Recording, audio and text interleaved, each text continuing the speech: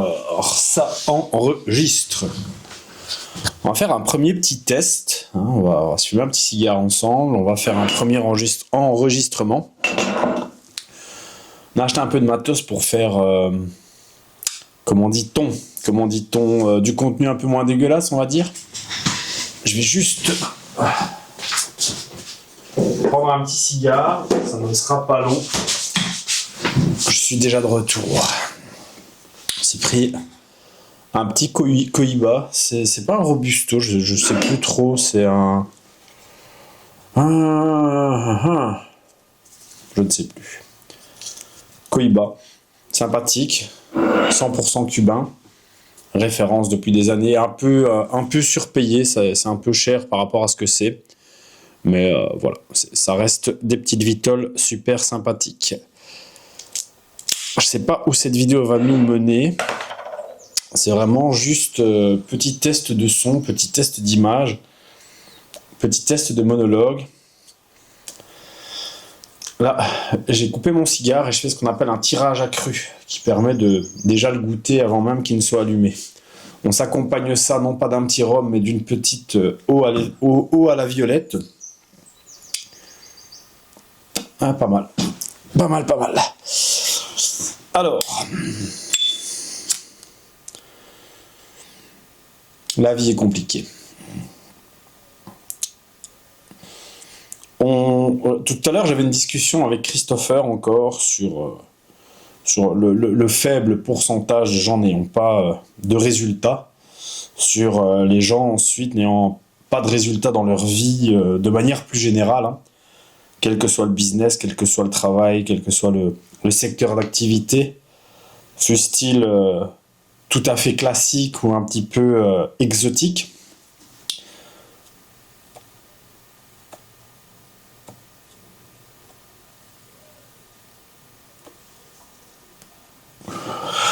Et on se disait que, comme il a mal dire, hein, comme quand il y a des soucis d'informatique, des soucis de plateforme, des soucis de X, Y, Z, eh bien, 9 fois sur 10, le problème est au bout de la souris. Et quels que soient les soucis de notre vie, eh bien, 9 fois sur 10, on est responsable. Et quand quelqu'un n'a pas de résultat dans sa vie de tous les jours, dans son business, il n'y a rien à faire. Il est responsable. Souvent, ceux qui en ont le moins besoin sont ceux qui réussissent le moins, j'ai envie de dire. Et je pense à quelqu'un en particulier, un membre en particulier, là maintenant, mais les exemples sont nombreux. Quand tu as de l'argent, quand tu as déjà une source de revenus principale, que tu n'as pas forcément besoin des revenus de ton business complémentaire, eh bien c'est vrai que souvent on a tendance à s'apesantir. Moi, j'ai cette chance immense d'être un dingue. J'ai passé ma vie entière à me mettre en porte-à-faux au niveau financier. J'ai passé ma vie entière à me mettre en difficulté au niveau financier. J'ai déjà raconté des tas de fois, et vu d'un œil extérieur, on va se dire, oh, mais lui, il est vraiment con, c'est un dingue, enfin, voilà, il fait n'importe quoi, mais pourtant, j'ai quand même une belle réussite, on peut le dire. Et aussi jeune que je puisse remonter, quand j'étais jeune, j'achetais des voitures, tu sais, quand tous les copains roulaient en Passat, en Golf 4 ou autre, ben moi, je roulais déjà en BMW 328i, j'ai eu une Rolls-Royce à pas d'âge, enfin voilà, j'ai toujours roulé avec des voitures un petit peu extraordinaires. J'ai eu une M3 avec un full pack AC Schnitzer, une machine de guerre, c'était quelque chose d'incroyable à l'époque. Ben, les copains ils roulaient en 318 TDS et moi je roulais en AC Schnitzer. Et mais en fait, j'étais pas forcément riche, je faisais du cash parce que j'ai toujours été un bosseur. J'ai toujours été un bosseur, et ça merci à mon père. Il a plein de défauts, mais il m'a inculqué le sens du travail, il m'a empêché d'être fainéant. Hein, c'était même le week-end, il laissait dormir mes sœurs, mais moi à 8h le matin, quand c'était le week-end, j'avais le droit de dormir un peu plus tard. C'était Arnaud, il est l'heure. Et il fallait commencer la journée, quoi. Et si jeune que j'étais, je lui donnais des coups de main au garage. Je l'ai déjà raconté aussi. J'avais 12 ans, les ongles, tu sais, un peu noirs de cambouis quand j'allais à l'école. Ma professeure de biologie, Madame Braque, m'a pris de côté. Hein, elle pensait que j'étais un enfant battu, si je puis dire, quelqu'un qu'on est obligé de travailler, un forçat du travail. Et je lui dis, mais non, madame, je suis content de travailler avec mon père, j'aime bien en fait. J'aime pas ne rien faire. Et ouais, donc j'ai toujours été un forçat du travail, donc inévitablement j'ai toujours rentré de l'argent. Et ouais,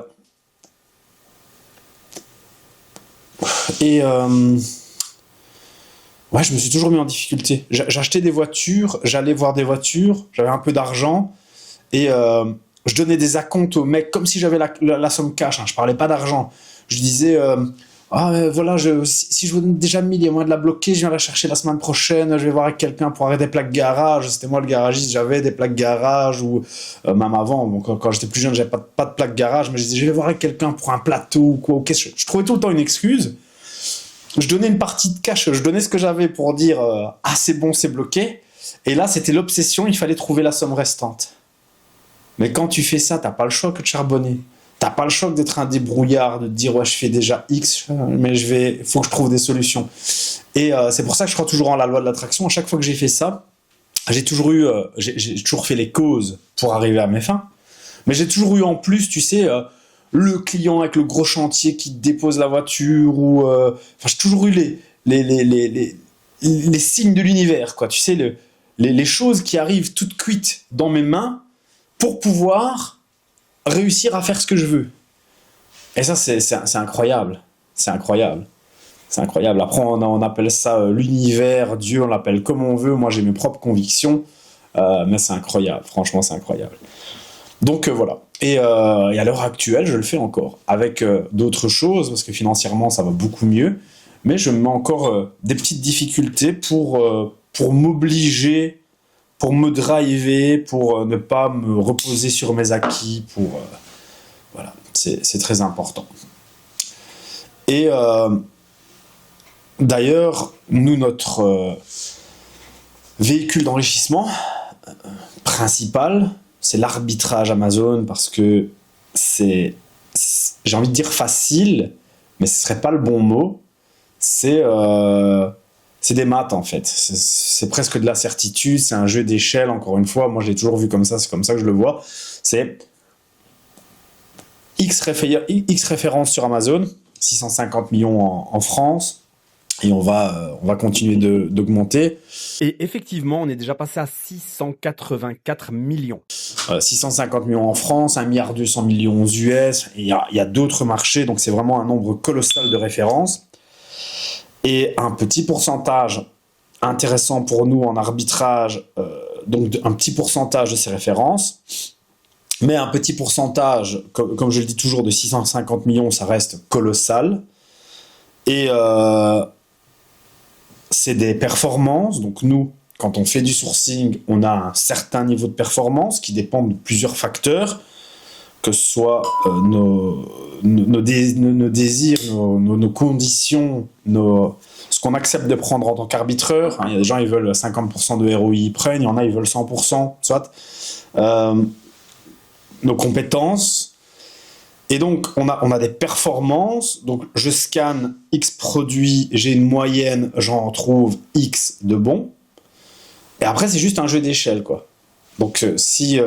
je dis n'importe quoi, mais si j'ai 4% de produits que je vais scanner qui vont être OK, la question c'est combien de temps me faut-il pour scanner 100 produits ? Spoiler alert, c'est hyper rapide. Quand on a une bonne technique, une bonne maîtrise de l'outil, ça va super vite. Une bonne analyse, une analyse complète, ça prend littéralement 15 secondes. Au départ, c'est long parce que tu n'as pas d'expérience. Après, avec l'expérience, ça va super vite, donc ça prend littéralement 15 secondes. Et donc, on a un ratio de produits qu'on va trouver. Donc, la question, c'est combien de temps est-ce qu'il me faut pour analyser X produits. Du coup, si je veux en trouver X, il me suffit d'en scanner X et ainsi de suite. Donc, c'est juste des maths, quoi. C'est juste un jeu d'échelle. Après, c'est de la certitude parce que quand mon analyse est bien faite, tu sais pas te louper, en fait. Si ton analyse est bien faite, tu ne sais pas te louper. Tu as un historique de prix, tu regardes ton historique de prix, tu fais en sorte que le produit, si tu l'achètes, ben, le prix le plus bas historique de l'article, il ne soit jamais en dessous de ton break-even. S'il n'a jamais été en dessous de ton break-even, la probabilité pour qu'un jour ça arrive, c'est très faible. Et donc, tu vas pouvoir vendre ta marchandise, tu regardes correctement ton partage de la buy box, ton buy box analysis, voilà, c'est de la certitude. Et donc, tu peux pas échouer, tu ne peux pas te gourer, quoi. Mais, je suis pas là à dire, c'est le seul business qui fonctionne. Non, c'est un des plus sûrs, mais c'est pas le seul business qui fonctionne. Il y a des tas de business qui fonctionnent. Tu peux faire de l'agence, tu peux faire de l'automatisation IA, il y a plein de choses que tu peux faire, du dropshipping, ça marche aussi, avec moins de certitude, mais ça marche. Tu vas peut-être te casser les dents 5, 6, 7 fois, lancer 2, 3, 4, 5 boutiques, perdre de l'argent en pub, mais si tu t'obstines, il y a un moment où ça va fonctionner. Et ça, c'est le même avec absolument tous les business. Le marché, il est impitoyable. Un business qui ne marche pas du tout, qui ne fonctionne pas du tout, qui serait vraiment juste du vent, du bullshit, il ne perdure pas. On va pas te parler pendant 10 ans de dropshipping si ça ne marche pas du tout. Maintenant, la question, c'est quel est le pourcentage de gens qui se lancent dans le dropshipping qui réussissent effectivement. Et ça, c'est relativement faible. Le pourcentage de gens qui se lancent dans l'arbitrage et qui réussissent, il est relativement haut. Pas tous dans les mêmes proportions. Faire 1500, 2000 euros net de bénéfices par mois avec de l'arbitrage, c'est easy, tout le monde y arrive. Même les QI négatifs, ils y arrivent. Ils ont plus de mal, mais ils y arrivent. Donc ça, c'est super facile. Aller chercher 5000 euros de bénéfices nets par mois avec l'arbitrage, ce n'est plus easy, mais c'est facile, c'est pas compliqué, suffit d'être bosseur. Suffit d'avoir été suffisamment courageux pour faire ta première étape des 1000-1500, c'est easy, ça c'est super facile. Et il suffit de te dire, bon, je refais le même, mais en plus, tu vois. Encore une fois, ce qu'il est un business, c'est quoi? Bon, on cherche souvent des sorties extravagantes, mais si tu fais un truc, il fonctionne, tu fais 1500 par mois, ben tu fais la même chose, mais tu le fais plus. Inévitablement, tu vas faire plus. Faire 5000, c'est pas compliqué. Après, aller faire 10 000 et plus, ça se fait très bien, mais là, il faut beaucoup de discipline et là, ça devient plus compliqué. Et surtout, encore une fois, le besoin, quand tu fais 5 000 euros net par mois, tu vivotes, on va pas se mentir, t'es pas riche, tu vivotes parce que tu vas payer tes charges, tu vas payer tout ce que tu as à payer, bon, tu vivotes. Et donc, le problème, c'est qu'il y en a beaucoup, bon, ils vont stagner là parce que c'est confortable. Faut pas trop travailler, et donc bah on va pas chercher à faire plus, quoi. Pourquoi faire plus? Surtout que en francophonie,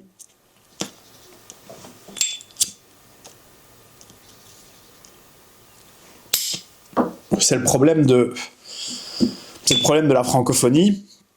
Dieu merci, ça change un peu, hein, avec les réseaux sociaux, avec merci les influx voleurs de Dubaï et compagnie.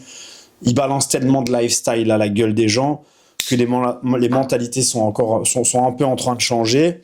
Mais il y a encore 10-15 ans, la mentalité franco-française, c'était le French Dream. Hein. C'était le Scénic, la petite maison, le Scénic nouveau, hein, super sympa. Maintenant, c'est le Dacia nouveau. La petite maison de banlieue sympathique, à crédit, et la petite Magali, le petit CDI. On rêvait pas bien plus haut que ça, tu vois. Maintenant, heureusement, je pense, hein, c'est en train de changer, parce que on est tellement soumis, les gens qui réussissent, et voire parfois ne réussissent pas, mais veulent te faire croire qu'ils ont réussi, te balancent tellement de lifestyle à la gueule, que tu finis par te sentir une merde même quand t'es pas trop mal dans ta vie. Et moi, je trouve que c'est bien, c'est un bon driver, en fait. Ouais, c'est un bon driver. J'ai toujours été, on en a déjà parlé aussi, j'ai toujours été plus... je préfère un coach qui me dit « Vas-y Arnaud, bouge tes couilles, t'es une grosse m***, plutôt qu'un coach qui me caresse dans le sens du poil. Vas-y, si c'est trop dur, arrête, faut pas te blesser. » Tu vois, ça sert à rien. Je préfère qu'on m'insulte, qu'on me dise « T'es une grosse m***. » Ah ben, je ressors de là bien plus fort. J'ai vu un épisode de Striptease, je sais pas si vous connaissez l'émission Striptease, un épisode de Striptease, émission belge très connue, c'est passé aussi en France à un moment, c'est ancien, et c'est des caméramans, ils s'immisçaient dans la vie des gens, de gens un peu même pas bizarres en fait, c'est juste les gens normaux, c'est juste les gens de la masse, les gens du commun. Et ils ont fait une émission, c'est la femme qui murmurait à l'oreille des chevaux. C'est une dame qui a un rat, un centre d'équitation, et elle apprenait dans les années 90 à des enfants, enfin des jeunes filles à monter à cheval, et elle est terrible. Elle est terrible, elle est méchante avec eux. Elle crie dessus, t'es en bras, mais je t'ai dit de mettre ton bras comme il faut, pas comme ça. Je suis contente que t'es tombé, tu m'as pas écouté, c'est bien que tu sois tombé, je suis contente, rattrape ton cheval maintenant. Oh, incroyable. Quelle bonne coach. Bien contente. Dépêche-toi de rattraper ton cheval. Au lieu de penser que t'as perdu tes étriers, t'avais qu'à fermer tes jambes et mettre ta main où je l'ai dit. Voilà, quand on n'écoute pas, je suis contente qu'on tombe. Tire. Voilà, tire la reine gauche. Alicia, quand tu galopes, la reine gauche va t'être tendue. Allez, vas-y maintenant, frappe avec tes pieds. Vas-y. Et évidemment, ces élèves avaient d'excellents résultats. Elle pleurait, les petites filles ne faisaient pas un cours d'équitation sans pleurer. Il y a d'ailleurs un papa qui dit, je sais plus comment elle s'appelle, Géraldine, je pense. Si Géraldine a fait un cours et qu'elle ne pleure pas, c'est que ça n'a pas été, c'est qu'elle a rien appris. Et cette femme en question, 20 ans avant le reportage, avait fait des concours de dressage équestre. Elle avait un pied cassé, et avec un pied cassé, elle avait réussi à être première. Et, ça, c'est de la détermination. Donc,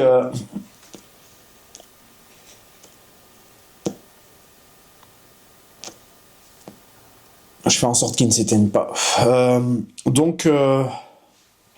Ouais, il faut être déterminé. Il ne faut pas avoir peur de se faire mal, il faut bosser, il n'y a rien à faire. Et on vit trop dans un monde où on essaye trop de nous mettre depuis enfant dans un petit cocon. Moi, ça n'a jamais été le cas. Encore une fois, Dieu merci, merci à mon père. Il m'a toujours... c'était le genre, je me faisais mal. Si je suis né, il me faisait rien, mais c'était le regard, oh, c'est bon, tu vas pas pleurer, hein, tu vas pas pleurer comme une fille. Hein. C'est vraiment la bonne éducation de à l'époque, j'ai envie de dire. Et quand je vois le résultat, quand je vois moi VS, plein de gens que je connais et qui n'ont pas eu ce genre d'éducation et qui sont... les mecs qui te font des dépressions, des burn-out, des machins, qu'est-ce que tu racontes, frère? Quel burn-out? Quel burn-out? Ça fait... en Occident, ça fait 100 ans qu'on n'a pas connu la guerre, 80 ans qu'on n'a pas connu la guerre. Enfin, tu vois, qu'est-ce qui peut arriver dans ta vie qui te met en burn-out? Ton patron n'est pas gentil avec toi, et alors? Envole en enfer, change de travail. Enfin, tu vois, je comprends même pas, quoi. Sois pas une victime, fais quelque chose. Et donc, voilà. Donc, c'est un petit test caméra. Je sais pas, ça fait combien de minutes? Ça fait 17 minutes qu'on enregistre. On va encore dire, Arnaud, c'est un malade, il est pas gentil, il dit que la société, c'est des chiffres molles. Un peu. On vit dans un monde béni quand même. Enfin, cette époque, elle est clairement bénie. Hein. Oui, vous allez me dire, oui, il y a la maladie, il y a la guerre, il y a ci, il y a là. Mais on n'a jamais pu autant gagner d'argent aussi facilement, avec autant de confort. Et encore une fois, le problème, c'est de ne pas avoir... Pour beaucoup, vraiment, le problème, c'est de ne pas avoir connu la difficulté. Et là, je vais me répéter, ça peut être redondant, mais moi, j'ai mis des boîtes de vitesse par moins 3, moins 4 degrés dans un garage pas chauffé avec 2 immenses portes qui s'ouvraient. C'était pas le truc... il fallait ouvrir les 2 grandes portes battantes. C'était presque un hangar pour rentrer les voitures, commencer à travailler. On ne les refermait pas, c'était impossible à chauffer. Et il y avait des moins 3, moins 4 degrés. À 6 heures du matin, je me vois encore remettre la boîte de vitesse d'une Punto 2. Comme ça, à bout de bras, sans cric, sans rien. Tu sais, c'était au pont élévateur. Il y a des crics de fosse, enfin, tu sais, pour lever la boîte et t'aider à la mettre. J'en avais pas, je la mettais comme ça à la main, ça rentrait pas bien parce que l'embrayage n'était pas super bien centré. L'enfer. Vous êtes 6 heures du matin, le client revenait rechercher la voiture à 8h ou 8h30 parce qu'il devait aller travailler, il n'y avait rien de fini, parce que j'avais du retard. Parce que c'est ça le business physique, t'as du retard, t'as des difficultés, t'as des tracas, t'as de la merde. Et du coup, à 6 heures du matin, moi ainsi avec ma boîte et mon corps entier qui commence à faire de la fumée de condensation parce qu'il fait super froid et que moi je commence à être super chaud parce que je fais plus que du sport. Ça, c'est dur. Ça, c'est dur. Donc après... quand j'ai découvert l'arbitrage, que je commence à faire du sourcing et quoi, parfois j'ai fait du sourcing pendant 3 heures, j'ai rien trouvé. Je chouine pas. C'est pas dur, c'est pas grave. Ok, ouais, j'ai perdu 3 heures, je suis un entrepreneur, c'est pas grave, je reviens après-midi ou je reviens demain et le game il change. Mais les gens n'ont pas connu la difficulté, encore une fois. Et c'est le problème. Donc on vit une époque bénie, mais en même temps on vit une époque plus compliquée pour les jeunes. Je pense qu'elle est bénie pour ma génération, parce que moi j'ai connu le dur, j'ai 40 ans. Mais le jeune qui arrive aujourd'hui, tout le monde lui dit t'inquiète, Internet c'est génial, tu vas gagner de l'argent à rien faire presque. Il essaye et il se rend compte que il peut gagner de l'argent, mais il faut bosser, il faut trimer. Et parfois il y a des jours où tu gagnes pas d'argent. Ah, il devient fou, il se dit oh, non, c'est trop dur. Il y a des jours où je gagne pas d'argent, c'est trop dur. Bah en fait lui il faut l'envoyer travailler, il faut l'envoyer au champ un petit peu, il faut l'envoyer monter des blocs, monter des murs, ça c'est dur. J'ai fait du bâtiment pas par loisir, mais pour des coups de main à la famille, à mon père notamment, pour moi, j'ai fait un petit peu de bâtiment parce que t'as une maison, tu dois refaire X, tu dois refaire Y, tu te débrouilles. Ça, c'est dur. Porter des sacs de ciment, des blocs, mon Dieu, quelle horreur. Qu'est-ce que c'est dur. Faire des toitures, monter en haut, il fait froid, t'as froid, il fait trop chaud, t'as trop chaud. Pour mettre des tuiles en plein soleil sur une toiture, tu sais même pas si tu vas tomber et mourir. Ça, c'est dur. Ah, ça c'est chiant. Le béton, hein, tu fais des joints à ton mur, le béton le mortier, le ciment qui commence à t'attaquer les mains et qui t'abîme les mains. Ah, ça c'est dur. Passer des heures devant ton PC pour gagner de l'argent, c'est facile. C'est un bonheur. Et les gens ne se rendent pas compte. Et l'ubérisation aussi, hein. On a tout de suite. On a tout de suite. Et c'est vrai, hein, et je suis le premier. Je suis le premier. On a à ta Amazon, ils te livrent le lendemain. Donc maintenant, tu vois, tu vas acheter un truc sur Internet, tu vois que c'est livré 48-72 heures, tu crois que c'est le bout du monde. Tu te dis, mon Dieu, quelle horreur. On a tout de suite. Donc en fait, même chose, on est tellement habitué à ça. Avant, tu voulais un film, fallait à la vidéothèque, fallait que ce soit ouvert, fallait regarder, fallait que le film que tu veux regarder, il soit disponible. S'il n'est pas disponible, qu'un autre, il l'avait loué, il fallait attendre et venir le rechercher un autre jour. Enfin, tu vois, on savait attendre, il fallait... j'ai un désir et je sais qu'il ne va pas être assouvi immédiatement. Maintenant, avec l'ubérisation, avec les accès à tout qu'on a en instantané, bah oui, quand je me dis, moi, je ne veux plus être salarié, je veux être entrepreneur. Et que, mais putain, ça fait 1 mois et demi que je travaille, je n'ai pas encore gagné d'argent. Ah ben moi, j'arrête. Et si tu lui dis, non, mais attends encore un peu, tu vas en gagner, c'est sûr. C'est le process. Ils veulent pas. Moi, je voulais tout de suite. Ça va pas marcher. C'est pas grave, je vais abandonner. Je vais continuer ma vie de salarié. Fatalement, j'en aurai de nouveau marre dans quelques semaines, quelques mois. Et je vais essayer autre chose. Je vais voir autre chose, un autre business. Mais je vais essayer. Même chose, tu vas jamais gagner de l'argent comme ça, on-off, du jour au lendemain. Il faut toujours un petit peu de process. Ah ouais, ça fait 1 mois, j'ai toujours pas gagné d'argent, mais c'est pas grave, je vais arrêter. Non, c'est nul, ça marche pas. Ah, ça marche pas non plus. Et au final, il n'y a aucun business qui marche. Mais en fait, si, ils marchent tous. Donc voilà. On a fait un peu le tour.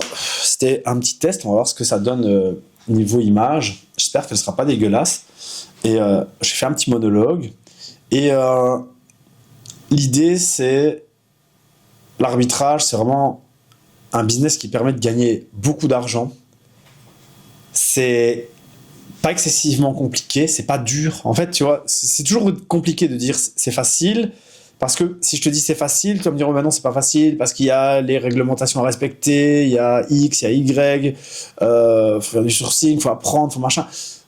C'est facile parce qu'encore une fois, tu dois pas soulever du poids, tu dois pas sortir dans le froid, tu dois pas monter. Voilà, c'est pas difficile. C'est un métier, ça s'apprend. C'est pas difficile. Tu peux gagner beaucoup d'argent. Tu vas pas te faire de tort, tu vas pas te faire de mal. Tu peux le faire de partout, c'est exceptionnel. Et quel que soit le business, par contre, là j'en reviens à quel que soit le business, il faut accepter qu'il y a un process, qu'il y a des étapes à mettre en place avant de commencer à gagner de l'argent, qu'il faut de la persévérance Et il y a que la persévérance qui va permettre d'avancer. Si tu fais quelque chose, c'est comme la salle de sport en fait. Hein. Moi, je suis pas un go muscu, mais les mecs qui veulent des gros bras, mais ils savent très bien qu'ils vont aller à la salle de sport. Avant d'avoir les gros bras, ils vont faire des semaines et des semaines et des semaines de muscu avec zéro résultat. Mais en fait, quand il commence à y avoir des résultats, là, les résultats, ils se font voir de manière exponentielle. Et c'est le même avec le business, quel qu'il soit. Si tu démarres, que tu regardes chaque jour ce que tu as fait, tu vas te dire bah, merde, j'avance pas. Mais en fait, si, tu es en train d'emmagasiner de la compétence et quand ça va démarrer, ça va exploser. Ceux qui veulent, on a une communauté offerte dans la bio, n'hésitez pas à aller voir et on se retrouve dans une autre vidéo.